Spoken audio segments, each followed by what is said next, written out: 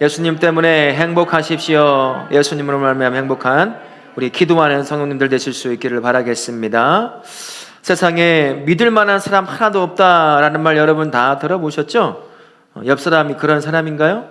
이 사람 믿을 만한 사람 못 되는구만. 그런 사람. 성경에 그런 사람이 종종 등장을 하게 되죠. 오늘 말씀이 바로 그 사람이 등장하는 날입니다. 성경에 이런 사람이 기록되어 있고 이런 사람을 우리에게 뭐라고 소개하는지 볼 때마다 좀 당황스러울 때가 있어요. 성경이라고 한다면 믿음의 본이 되는 사람들, 모든 면에서 이런 사람처럼 내가 믿음을 갖고 살아야지 라고 여길 법한 그런 사람들만 기록되면 참 좋을 텐데 성경은 그렇지가 않습니다. 우리의 현실을 그대로 기록되어 놓은 게 성경이라고 할 수가 있는 거죠. 믿음의 조상이라고 여겼던 사람, 그 사람이 오늘 해서는 안 되는 일을 하고 있는 것을 볼 수가 있습니다. 여기 보니까 대부분이 다 아내들이에요. 남편은 저와 포함해서 4명이 남편으로 있네요. 만약에 이런 남편이라고 한다면 여러분 어떻게 하시겠습니까? 안 살아요. 그냥 해버립니다. 하고 끝나죠. 이런 남편하고는 같이 안 살아요. 그런데 하나님은, 성경은 그 사람을 뭐라고 말하고 있어요? 그 사람을 믿음의 조상이라고, 거대한 믿음을 가진 사람인 것처럼 그렇게 묘사하고 있는 거죠. 아브라함, 나중에는 지금은 아브라함이지만 이제 100세가 되기 전에 하나님의 약속의 재확인을 받고 난 뒤는 이제 아브라함이라고 이름이 바뀌게 되죠. 이름이 바뀌기 전 그때까지, 이삭을 낳을 때까지 어쩌면 아브라함은 그런 삶을 살았습니다. 자기의 아내를 자기 살고자 누이라고, 엄밀히 따지면 그때는 가까운 친척끼리는 결혼도 할 수 있었기 때문에 그냥 따지면 맞는 말이기도 해요. 그러나 지금은 아내잖아요. 근데 자기 살고자 아내를 누이라고 속입니다. 항변할지도 모르겠어요. 나 속인 거 아닌데 누이 맞잖아요. 아브라함이 그렇게 얘기할지도 모르겠어요. 그러나 지금 아내잖아요. 속이는 일이 발생하게 되는 거죠. 오늘 말씀은 연약함에 관한 이야기라고 할 수가 있어요. 아브라함의 연약한 모습으로 시작해서 연약한 모습으로 끝나는 게 우리가 오늘 읽었던 말씀이라고 할 수 있습니다. 가나안 땅에, 약속의 땅 가나안 땅에 기근이 들었습니다. 기근이 드니 그 당시에는 먹을 것이 없었겠죠. 그러니 굶주림을 경험하다 이대로는 고통스러우니 이대로 있다가는 더 고통스러움 가운데 굶주려 죽을 수도 있겠구나 라고 하는 그 두려움과 걱정과 근심을 끌어안고 살다가 애굽 땅에는 그나마 먹을 것이 있다는 소리가 들렸는지 이 굶주림이 오는 두려움과 이러다가 가족들이 다 굶어 죽겠구나 라고 하는 그 공포스러운 상황을 두고 피하고자 애굽으로 떠나게 되는 거죠. 그곳에 가면 이 굶주림이 주는 공포와 두려움을 이겨낼 수 있을 거라고 생각을 하고 약속의 땅을 떠나 애굽으로 내려갑니다. 그러면 그곳에서 배부르고 건강하고 안전하게 지내다가 괜찮아지면 다시 약속의 땅으로 오면 좋겠지만 굶주림이 주는 공포와 두려움을 피해서 애굽 땅으로 내려갔지만 아브라함은 또 다른 두려움 앞에 설 수밖에 없게 됩니다. 그의 아내 사레가 참 아리따웠던 모양입니다. 아브라함도 스스로 고백하죠. 내가 알기로는 당신이 아리따운데 이러다가는 날 죽이고 당신을 아마 데려가 버릴까봐 그런 걱정과 두려움이 있어. 그러니 누가 묻거든 당신은 내 아내가 아니라 누이라고 합시다. 참 사례도 착하죠. 그 소리 듣고 그대로 해줘요. 이게 무슨 소리냐고 항변하고 따지고 얼굴 핥히고 막 이렇게라도 할 법한데, 물론 그런 내용은 없지만 그렇게 지나갑니다. 그런데 애굽 사람들이 사례를 보고 어떻게 표현한 줄 아세요? 아브라함보다 더 아름답게 본 거예요. 그러니까 마음을 빼앗길 수밖에 없는, 이 사람을 뺏어서 왕의 아내를 주면 좋겠다는 생각이 들 정도가 되었으니, 자기 아내니까 아립답다고 정도밖에 얘기하지 못했지만 다른 사람이 봤을 때는 심히 아름다운 모습을 갖고 있었던 모양입니다. 그 당시의 모습으로 봐서는. 그래서 이제 사례를 왕에게 빼앗기는 심정이 되는 거죠. 겨우 목숨은 구합니다. 이게 우리가 알고 있는 아브라함의 모습이에요. 연약한 자의 모습이 그대로 드러나고 있습니다. 자기 살고자 가나안 땅에서 약속의 땅을 떠나왔어요. 살려고. 그런데 애굽 땅에서 또 다른 두려움 앞에 섭니다. 또 살려고 자기 아내를 속일 수밖에 없는 그러한 연약함에 놓여 있는 게 아브라함이었지요. 근데 그 사람의 모습이 아브라함의 모습만인가요? 저와 우리의 모습이기도 합니다. 우리가 이런 상황에 닥치면 내가 잃어버릴 수 있는 중요한 것들을 잃어버릴 수 있는 순간이 닥친다고 한다면 우리는 언제든 아브라함의 모습을 가질 수가 있는 연약한 존재입니다. 이게 바로 우리라는 것을 보여주는 거예요. 성경은 위인전이 아니에요.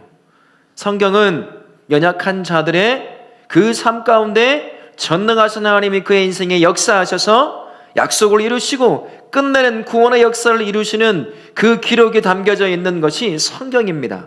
잘나고 능력 있고 완벽한 인간들의 이야기가 담겨져 있는 그러한 위인전이 아니라는 거예요. 연약한 자들의 삶의 모습 그대로를 쓰시는 그 역사적인 기록들이 쓰여져 있는 것이 성경이라고 할 수가 있는 거죠. 아브라함이 그 사람 중에 한 명입니다.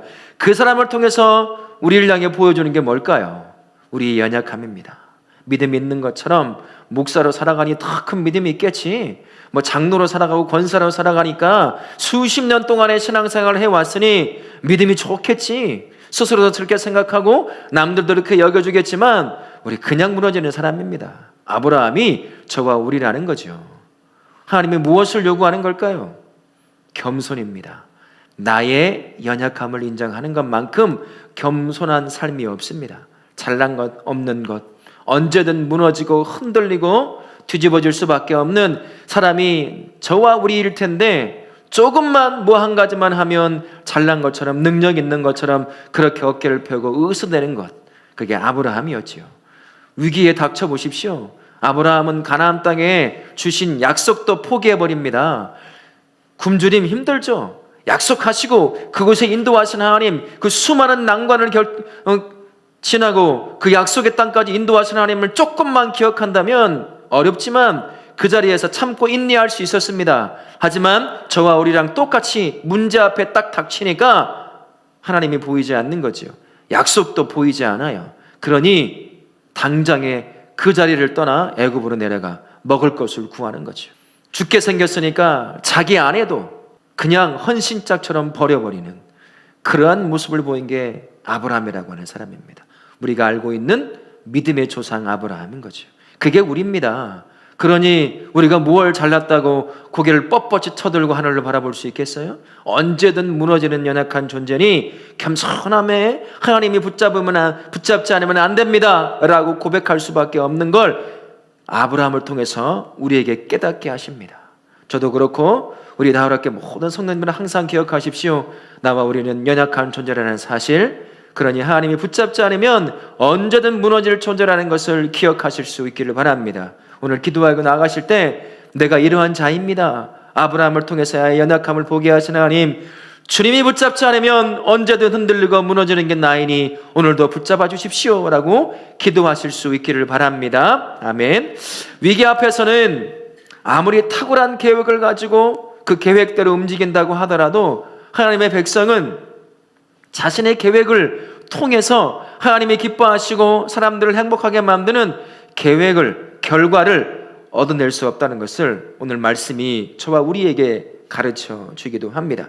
아브라함 살려고 두 번에 걸쳐서 자신의 나름대로의 삶의 경험들을 통해서 계획을 짭니다. 이곳에서 약속을 붙잡고 기근이 지나갈 길을 기다릴 거냐, 아니면 조금 잠시 변칙을 써서라도 약속은 뒤로 하고 애굽에 내려가서 이 배고픔을 해결할 거냐. 그 위기 앞에 놓였을 때 아브라함은 누구나 할 수 있는 지혜로운 결정을 하나 합니다. 어떻게 하기로 하죠? 애굽으로 내려가기로 해요. 그게 합리적이에요. 그게 세상 사람이라고 한다면 누구나 다 그렇게 할 수 있습니다. 그러나 그는 누굽니까? 약속을 붙잡고 약속대로 지금 가나안 땅에 와 있는 사람입니다. 그런데 자기 계획을 앞세우는 거죠. 우리도 그래요. 하나님, 잠깐 이거 멈추고 이것 좀 끝내고 와서 할게요. 우리 그럴 때 정말 많습니다. 아브라함이 똑같이 그러는 거예요. 거기서 끝나지 않습니다. 이제 또 위기에 닥치죠. 아내 때문에 내가 위협하게 되었어요. 죽을 수도 있어요. 자기 상상일 수도 있습니다. 그러나 그 위기 앞에, 닥치지 않은 위기 앞에 아브라함이 또 잔꾀를 부리기 시작하는 거죠. 그 전까지는 아내로만 여기던 여인이 어느 순간 내 아내가 아니라 누이로 보이기 시작하는 거예요. 아, 그렇구나. 이 방법 쓰면 되겠네. 누이라고 소개하면 되겠다. 그러면 나 안 죽겠는데? 라고 또다시 머리를 굴리고 자신의 계획을 앞세웁니다. 결과는 어땠어요? 아브라함 죽었습니까? 기근에서도 살아남았죠? 아내 때문에도 죽었어요? 안 죽었어요. 살아남았습니다. 자기의 계획대로 하나하나 하니까 자기가 원하는 대로 결과를 얻어가는 것 같아 보였습니다. 그러나 보세요. 아내를 빼앗겼습니다. 이제 약속도 사라져버렸어요. 하나님이 주신 약속도 사라졌습니다. 하나님께서 아브라함에게 주신 약속, 거대한 민족을 이루겠다고 하신 그 약속은 사라와 함께 이루어지는 약속이었습니다. 아브라함에게 혼자 준 약속이라고 한다면 사레가 허락한 하갈을 통해 낳은 이스마엘이 그의 후손이 되는 거예요. 그러나 하나님은 절대 그가 후손이라고 얘기하지 않으셨습니다. 사라를 통해서 태어난 자를 통하여 후손이 이루어질 거라고 말씀하셨거든요. 자기는 살았어요. 계획대로 계획이 이루어진 것 같아요. 왕도 인정하고 많은 선물도 받았습니다. 목숨도 구하고요.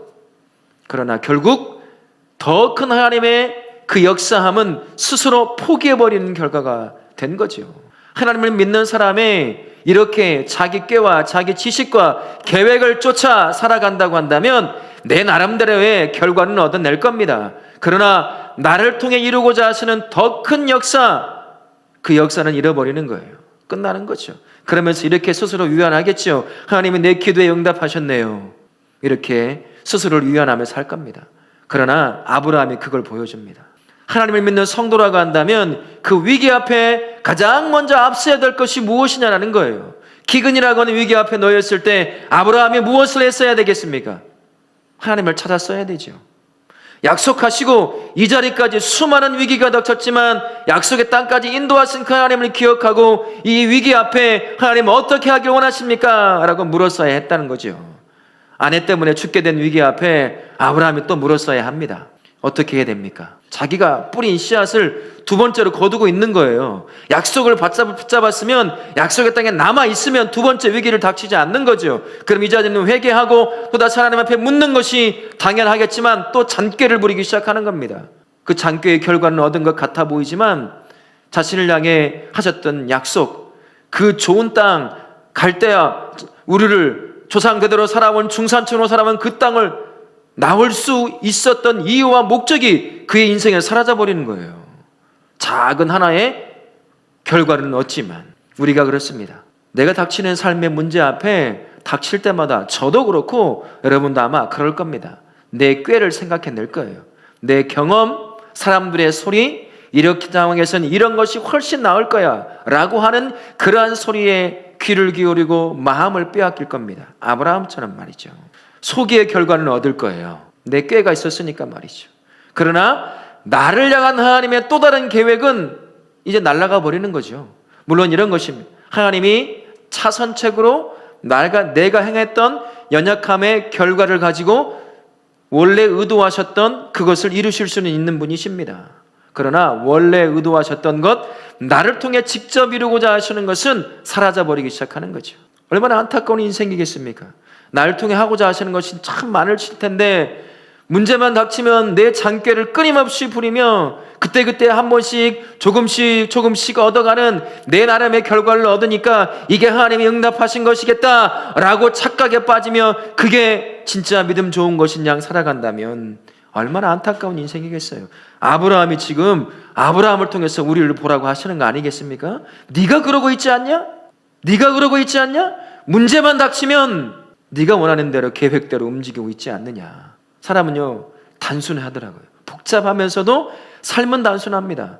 간헐적 강화라는 게 있어요. 뜬금없이 한 번씩 내가 생각하고 계획했던 것이 한 번씩 이루어지면 삶이 거기에 맞춰지더라는 거예요. 그 방향으로. 우리가 말하는 기도의 응답이 그런 것일 수도 있어요. 내 계획대로 했는데 내 계획대로 이루어지니까 그 계획에 맞게 내가 기도도 제목도 짰잖아요. 그러고 가다 보니 그게 하나님의 응답이라고 여기는 거예요. 한 번씩 경험하는 거예요. 그러니 맞지? 라고 인생의 방향이 그렇게 틀어지기 시작한다는 거죠. 아브라함이 그걸 보게 합니다. 그게 아니라는 거예요. 문제 앞에 닥치면 가장 무엇을 하라는 거죠? 하나님 앞에 물으라는 얘기예요. 어떻게 해야 됩니까? 이제 무엇을 하기 원하십니까? 굶어 죽게 생겼습니다. 약속의 땅까지 모셔 우리를 끌고 온 하나님, 내가 지금 뭘 해야 합니까? 라고 물었어야 되는 거죠. 그러면 하나님이 똑같이 애굽을 내려갔어도 잠시 피해서 애굽을 내려가라 라고 하는 응답을 주시면 다른 거예요. 결과는 똑같다 하더라도 하나님이 주시는 응답을 통해 움직이는 것과 내 계획을 통해서 움직이는 건 완전히 다른 것입니다. 두 번째, 실수했죠? 가서 애굽 땅에 내려갔잖아요. 묻지도 않고 살겠다고. 두 번째, 위기를 닥쳤죠? 그러면 그때 회개하고 또 물었어야죠? 그게 우리라는 거예요. 그렇게 하라는 거죠. 여러분이 세운 계획, 그게 하나님이 주신 계획이라고 착각에 빠져 있지는 않은지 오늘 기도하시면서 하나님께 한번 물어보실 수 있기 바랍니다. 내가 이런 상황에 이런 계획과 이렇게 가려고 하는데 그게 하나님이 원하시는 것입니까? 무엇을 하기 원하세요? 이 상황에서 내가 보기에는 오른쪽으로 가는 길이 가장 현명하고 가장 지혜로운 길일 것 같아 보이는데 하나님이 보시기에는 어떤 길로 가기를 원하십니까? 여러분 물으실 수 있기 바랍니다. 문제 앞에 내 계획 따라가지 마시고 그렇게 물어보시는, 그러므로 말미암아 틀어졌던 삶의 방향을 다시 잡으실 수 있는 복된 성도님들 되실 수 있길 바라겠습니다. 그러나 더 중요한 한 가지가 있습니다. 이 아브라함의 연약함을 통해 우리에게 보여주는 하나님을 한번 생각해 보라는 거예요. 아브라함 연약하죠. 나름대로의 잔꾀를 부리지만, 그래서 결과는 얻지만 결국엔 약속까지도 다 포기해버릴 수밖에 없는 그 상황을 얻는 참 연약한 존재임에도 불구하고 그 인생이 끝내는 믿음의 조상으로 세워집니다. 그 중심에 누가 있느냐는 거예요. 신실하신 하나님이 계시다는 걸 보라는 겁니다. 계속해서 문제 앞에 그는 잔꾀를 부리며 나름의 해결을 하려고 하여 그것을 완전히 다시 원위치로 시켜놓는 분이 누구였는지 보십시오. 하나님이셨어요. 하나님께서 초자연적으로 역사하셔가지고, 야, 얘는 아브라함의 아내야. 머리털 하나도 손대지 마. 너 다 죽는다. 아브라함이 못하니까 하나님이 약속을 지키시려고 그 인생에 일방적으로 또 개입하시는 거예요. 그래서 싹 다 손 하나도 손대지도 못하고 다시 아내를 보내고 선물까지 또 줘가면서, 너 때문에 나 죽을 뻔했어. 헛소리 좀 하지 말지. 죽을 뻔했다. 그러면서 빨리 가. 너 때문에 또 죽을까 나 두렵다. 손도 못 대게 만들어버렸어요. 하나님이요. 하나님께 물었으면 이 결과는 다르게 왔을 거예요. 하나님 앞에 물었다고 한다면 가나안 땅도 떠나지 않을 수도 있었겠지요. 우리 하나님 이러신 분입니다. 나의 연약함에 잔꾀를 부리며 무언가를 해보려고 하는 그 삶에 무너진 것이 있다고 하더라도 다시 그 삶을 일으켜 역사를 일으킬 수 있는 분, 지금 저와 우리가 여전히 믿음 안에 살아가고 기도한답시고 이 자리에 나와 있을 수 있는 이유가 뭐냐? 신실하신 하나님이 우리를 지금까지 인도해 왔기 때문이에요. 내가 믿음 좋아서가 아니라, 내가 능력 있어서가 아니라 우리 하나님이 신실하게 내 인생을 붙잡고 끌고 왔기 때문이라는 것입니다. 네가 연약해서 무너져도 나는 그렇지 않다는 거예요. 그러니 어떻게 해야 되겠습니까? 오늘 이 시간 하나님을 철저히 의지해야지요. 우리 연약함을 아브라함을 통해서 받습니다. 그게 나라는 것을 알게 되었으니 다시 한번 하나님께 이젠 내가 하나님을 가장 앞세우고 주님을 의지하며 주님께서 요구하시는 것이 무엇인지 끊임없이 묻고 또 묻고 하나님이 원하신다고 한다면 그 길을 쫓아갈 수 있는 그 인생 되기 원합니다 라고 기도할 수 있어야 한다는 거지요. 어쩌면 이 한 주간, 어쩌면 또 이 오늘 하루 내 마음대로 내 계획대로 내가 살아왔던 삶의 연륜만큼의 그 기간 동안에 만들어진 지식과 경험, 지혜, 그것 가지고 오늘 하루 여러분 나름의 계획을 쫓아 살아왔는지도 모르죠. 지난 한 주간 그렇게 살다가 이런저런 모양으로 무너진 것도 있는지도 모르겠습니다. 그러나 중요한 건 그게 우리라는 거예요. 그게 나라는 거죠. 언제든 무너지는 게 나예요. 그러나 우리 하나님은 여전히 거기에 그대로 계십니다. 신실하신 그 하나님이 내 무너진 자리에서 떠나지도 않고 기도 다른 곳으로 돌리지도 않고 눈도 다른 곳으로 돌리지 않고 혼자 나름 무엇인가를 해보겠다고 몸부림치는 내 인생에 여전히 그대로 계시는 분이에요. 그리고 바라보시면서 무너진 그 인생을 다시 찾아가 이렇게 세우시는 분이 신실하신 우리 하나님이라는 사실을 기억하십시오. 무너진 삶 부끄럽더라도 오늘 기도하시면서 다시 가지고 가십시오. 하나님 앞에 내가 이렇습니다. 하나님, 뭐 능력 있다고 나름 애쓰며 살아보려고 노력했어요. 그러나 결과가 이거네요. 하나님, 이제 어떻게 하면 좋겠습니까? 주님 앞에 가지고 나아가 하나님께서 다시 틀어진 인생 맞춰내고 무너진 인생 세워내고 잃어버린 인생 다시 찾게 만드실 그 하나님을 믿고 오늘 여러분의 인생을 다시 한번 하나님 앞에 온전히 내어놓는 기도의 시간 가지실 수 있기를 예수님의 이름으로 축원합니다. 아멘.